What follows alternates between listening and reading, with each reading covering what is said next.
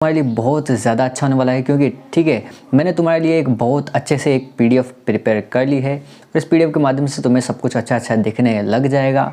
और मैं चाहता हूं क्योंकि तुम्हें सब कुछ अच्छे से समझ में आए तो जो लिखा हुआ है वो मैं तुम्हें अच्छे से एक्सप्लेन कर दूंगा। ठीक है, क्वेश्चन नंबर 13 करते हैं। इसके पहले के क्वेश्चंस पहले तक कंप्लीट हो ही चुके हैं, 13 से लेकर के 17 तक आज के इस वीडियो में कंप्लीट करवा दूंगा। ठीक है, और बहुत ही जल्दी ये प्रश्नावली खत्म होने वाली है। इसके बाद हम ले लेंगे प्रश्नावली 11 जो चल रही है रचना वाली। ठीक है, उसके कुछ वीडियोस पहले ही अपलोड कर चुका हूं और बाकी के जो वीडियोस हैं वो अभी कंटिन्यू कर लेंगे। ठीक है, प्लीज 13वें क्वेश्चन में क्या कहा कि एक पासे को एक बार फेंका जाता है। कितनी बार फेंका गया? एक बार फेंका गया। इस पर ध्यान देने वाली बात है कि तुमने पासा जो है एक बार फेंका, 2 बार फेंका, कितनी बार फेंका, लेकिन यहाँ पर एक बार ही पासा को फेंका है।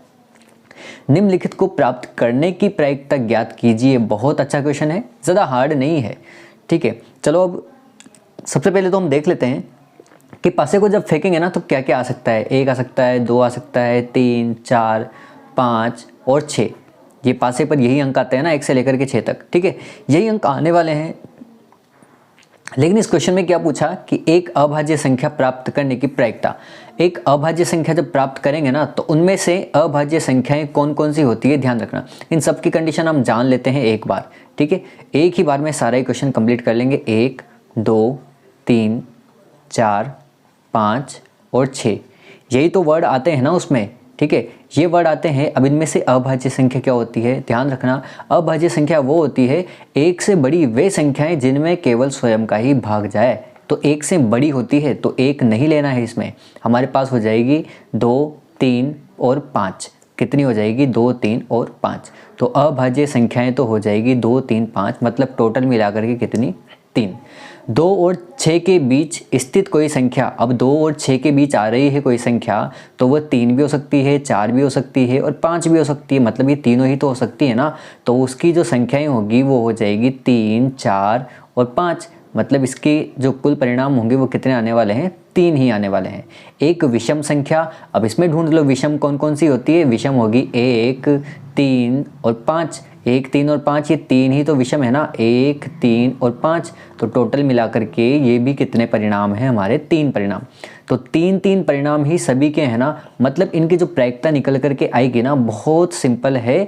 तीनों की ही एक ही प्रायिकता आने वाले है, बिल्कुल सेम प्रायिकता इनकी आने वाली है। ठीक है, लिखेंगे कैसे? अब उसको ध्यान से लिखना ऐसे है तुम्हें कि जैसे कुल संभावित परिणाम, पहले कुल परिणाम तो लिख ही लेना कि कुल संभावित परिणाम कितने हो जाएंगे, वो 6 हो जाने वाले हैं। ये सूत्र तुम्हें पता है, अनुकूल परिणामों की संख्या बटे संभावित परिणामों की संख्या, मतलब अनुकूल परिणाम बटे कुल परिणाम, वही सूत्र है। ठीक है, इनके वर्ड्स में अगर चेंज आता है तो कंफ्यूज मत हुआ करो कुछ भी। तो सबसे पहला हमसे पूछा था कि अभाज्य संख्या आने की प्रायिकता, तो पहले हम लिख लेंगे कि अभाज्य संख्याओं की संख्या कितनी हो जाएगी, तो वो हो जाएगी 3। और कौन कौन सी होगी अभाज्य संख्याएं? वो होगी 2, 3 और 5। तो इनकी जो प्रायिकता होगी वो PE बराबर हो जाएगी कितनी? अनुकूल परिणाम तो कितने हैं? 3 हैं, तो ऊपर तो आ जाएगा 3, और कुल परिणाम कितने हैं? 6 हैं, तो नीचे आ जाएगा 6। तो प्रायिकता हो जाएगी 3/6, और इन्हें काटोगे तो ये हो जाएगी 1/2 बार। मतलब इनकी प्रायिकता निकल करके कितनी आ जाएगी तुम्हारी? 1/2 आ जाएगी पहले की प्रायिकता। चलते हैं दूसरे क्वेश्चन पर। बहुत सिंपल क्वेश्चन होने वाले हैं, ज़्यादा हार्ड नहीं है। ज़्यादा क्या, मेरे हिसाब से कुछ भी हार्ड नहीं है। 2 और 6 के बीच की संख्याएं कौन कौन सी थी हमने देखा है अभी। 3, 4 और 5, यही तो 2 और 6 के बीच की संख्याएं थी। तो टोटल मिलाकर के कितनी है? 3 है। तो इसकी जो प्रायिकता होगी वो प्रायिकता भी हो जाएगी 3/6, और 3/6 को भी काटोगे तो ये हो जाएगा 1/2, और इसका भी आंसर आ जाएगा प्रायिकता का 1/2। विषम संख्याएं, तो विषम संख्याएं कौन कौन सी है? वो भी टोटल मिलाकर के 3 ही थी। 1, 3 और 5, ये 3 ही हैं। तो यहाँ से भी इसकी जो प्रायिकता होगी PE बराबर वो भी आ जाएगी 3/6, और इन्हें भी जब काटेंगे ना तो ये भी आने वाला है हमारा कितना? 1/2, और यहाँ से भी इसका आंसर तुम्हारा आसानी से आ जाएगा। ठीक है, तो सभी की जो प्रायिकता है ना वो तीनों क्वेश्चंस की प्रायिकता कितनी ही आने वाली है? 1/2, 1/2 और 1/2 ही आने वाली है। ठीक है, यहाँ तक होता है ये क्वेश्चन नंबर 13 कंप्लीट। चलते हैं अगले क्वेश्चन पर। अगला 14वां क्वेश्चन बहुत अच्छा क्वेश्चन है वैसे देखा जाए ना, एग्जाम की दृष्टि से बहुत ज़्यादा अच्छा क्वेश्चन है। ठीक है, 52 पत्तों की एक अच्छी तरह फेंटी गई एक गड्डी में से, गड्डी क्या होती है? गड्डी वही ताश की गड्डी है ना, खेल रखा होगा सबने, मैंने तो खेल रखा है बहुत ना, बढ़िया। अच्छे से। तो 52 ताश की अच्छी तरह फेंटी गई एक गड्डी में से, बढ़िया गड्डी है एक नई ताश की, है ना, एक पत्ता निकाला जाता है। पत्ता क्या होता है? अच्छा, जो 52, इसमें कुल ताश की गड्डी में जो कुल पत्ते होते हैं ना, वो होते हैं तुम्हारे 52 पत्तों में से एक पत्ता निकाला जाता है। तो निम्नलिखित को ज्ञात करने की प्रायिकता क्या होती है? अब अच्छे से समझना क्वेश्चन को। अगर जिसने भी वो जो बेसिक का वीडियो था ना, वो अगर अच्छे से देखा है ना, तो मेरे हिसाब से ये क्वेश्चन उसके लिए कुछ भी नहीं होने वाला है, कुछ भी नहीं। क्योंकि उसमें मैं ताश की गड्डी से रिलेटेड एक एक चीज़ तुम्हें अच्छे से एक्सप्लेन कर चुका हूँ। और जिसने भी वो वीडियो अभी तक नहीं देखा है ना, तो डिस्क्रिप्शन में लिंक है, अभी जा कर के पहले उसे देख लो। ये क्वेश्चन तुम्हारे लिए हलवा होगा। क्या होगा? हलवा होगा। फिर खा लेना इसे वेट करके, है ना। क्या है यहाँ पर, क्या पूछा? लाल रंग का बादशाह। अब सबसे पहली बात तो हमें पता होना चाहिए बादशाह कितने होते हैं। तो ध्यान रखना, जो 52 पत्ते होते हैं ना, वो 4 प्रकार के पत्ते होते हैं तुम्हारे।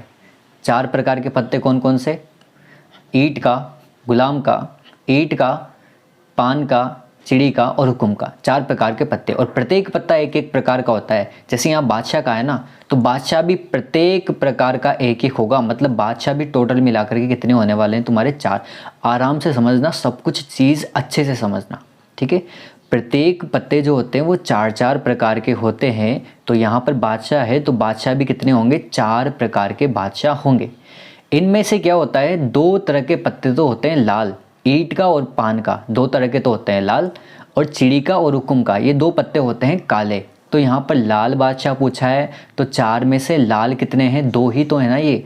या तो वो बादशाह पान का होगा या वो बादशाह ईंट का होगा, ठीक है। 2 ही तरह का हो सकता है। मतलब लाल रंग के जो बादशाह है ना, वो अब आ चुके हैं अनुकूल परिणाम में, कितने? 2। अच्छे से समझना क्वेश्चन को। लिखने में अभी सब लिख देंगे, एक बार में सब कुछ लिखने में आ जाएगा। बात आती है इनको अच्छे से समझने की। एक बार और मैं तुम्हें अच्छे से एक्सप्लेन कर देता हूँ। क्वेश्चन में क्या कहा है? क्वेश्चन में कहा है कि जो टोटल मिलाकर के होते हैं ना 52 पत्ते, उन 52 पत्तों में से 4 प्रकार के पत्ते होंगे तुम्हारे। ये 2 प्रकार के पत्ते होते हैं लाल कलर के पत्ते, और ये 2 प्रकार के पत्ते होते हैं काले कलर के पत्ते। ईंट का, पान का, चिड़ी का और हुक्म का 4 प्रकार के पत्ते होंगे, और प्रत्येक प्रकार का एक पत्ता होगा। मतलब जो बादशाह होंगे ना, वो 4 बादशाह होने वाले हैं तुम्हारे। 4 बादशाह में से अब यहाँ कहा है लाल रंग का, तो लाल रंग के कितने हैं हमारे पास? 2 हैं। ईंट का या पान का, तो 2 ही कितने हैं? 2 हैं लाल रंग के बादशाह। तो इसकी जो प्रायिकता होगी ना, वो कितनी हो जाएगी? 2, और बट्टे में लिख देंगे कुल परिणाम। तो मतलब 2/52 यहाँ से निकल करके आ जाएगी तुम्हारी 1/26। बहुत ही आसानी तरीके से, ठीक है। ये निकल करके आ चुकी है। यही सब लिखना है, अभी लिख लेंगे सब कुछ, ठीक है ना। सब्र रखो थोड़ा सा।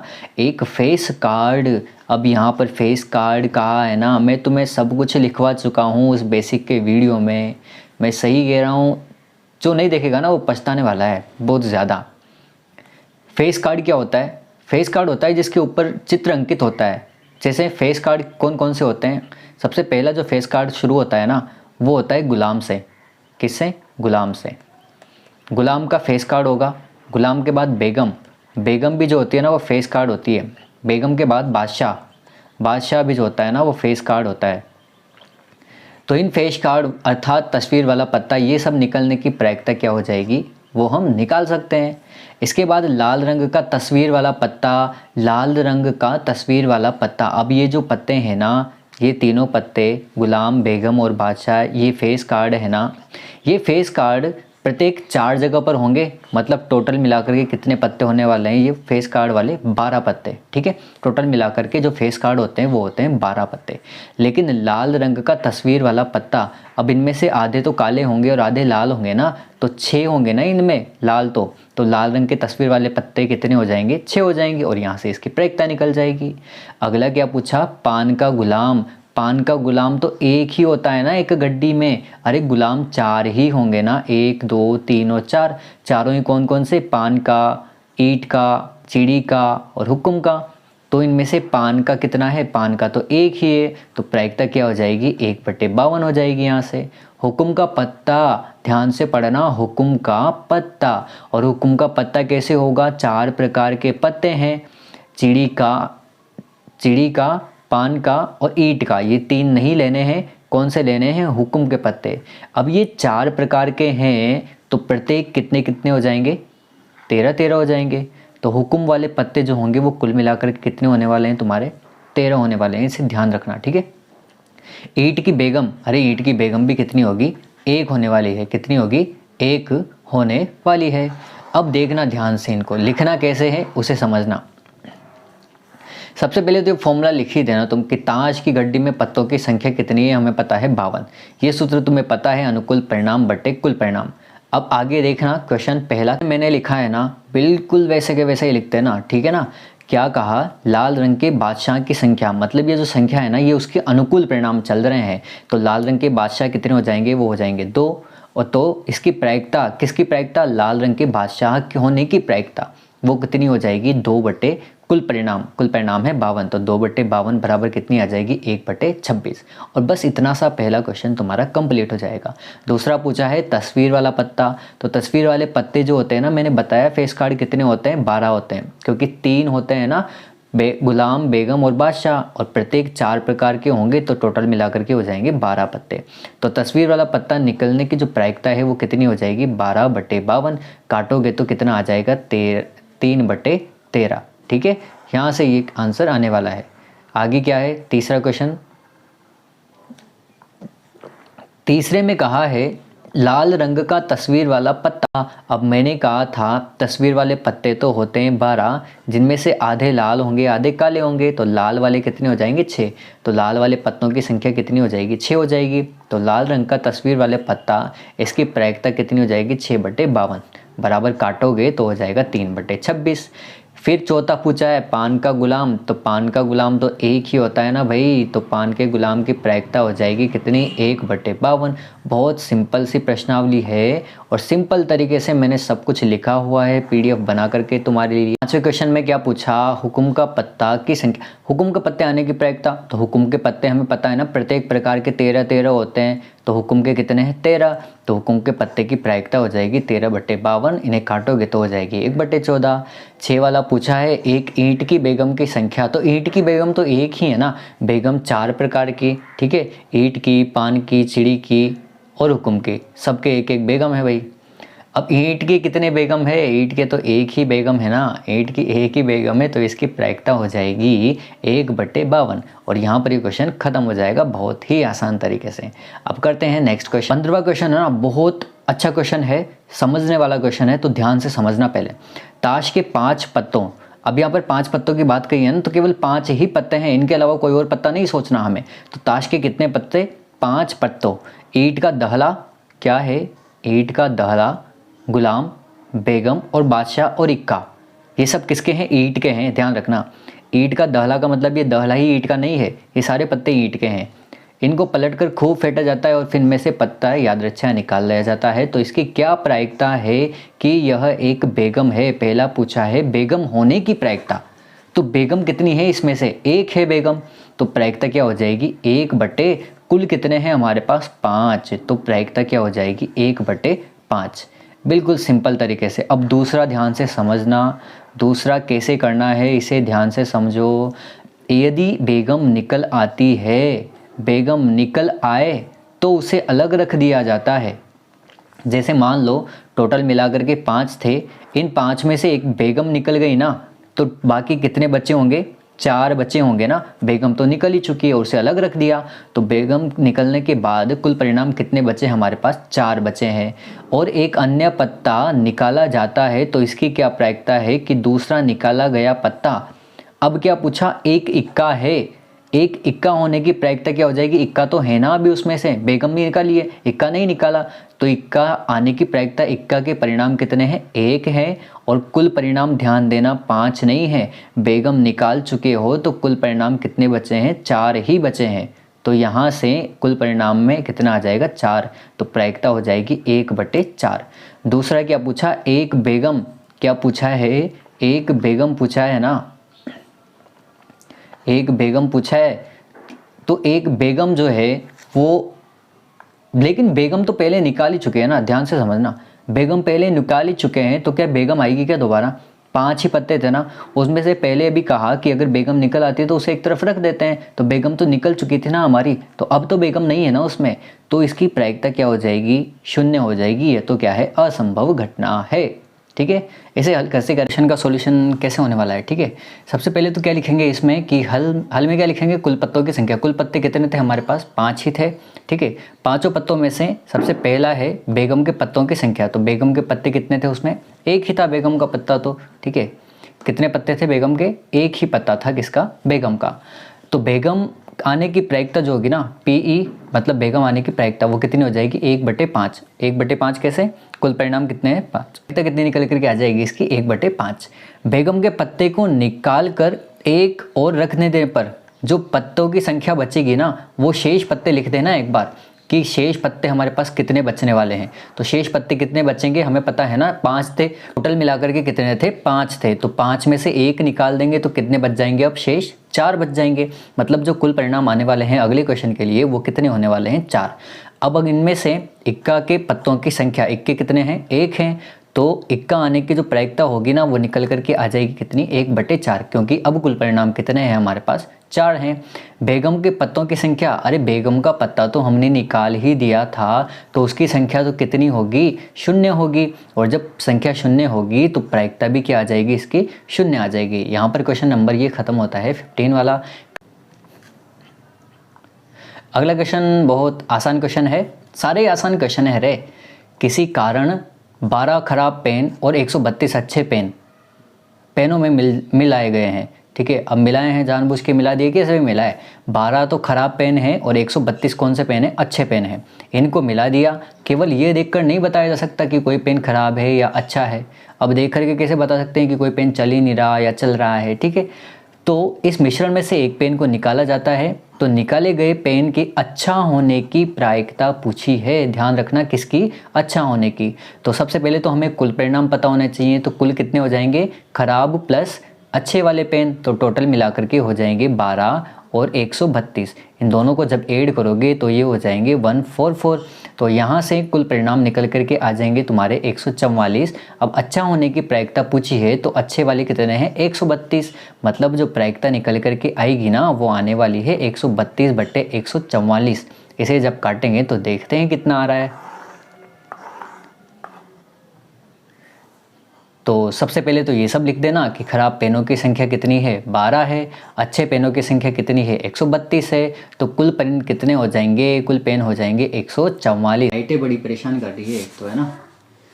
कुल पेन कितने हैं, कुल पेन हो जाएंगे 12 + 132 = 144 हो जाने वाले हैं। और यहाँ से अच्छे पेनों की हमें क्या निकालनी है, प्रायिकता। तो अच्छे पेनों की जो प्रायिकता होगी वो हो जाएगी 132/144 बराबर के निकल करके आ जाएगी 11/12 है ना, ठीक है। ये होता है क्वेश्चन नंबर 16, बहुत ही आसान तरीके से। 17वें क्वेश्चन में कि 20 बल्बों के एक समूह में से 4 बल्ब खराब हैं।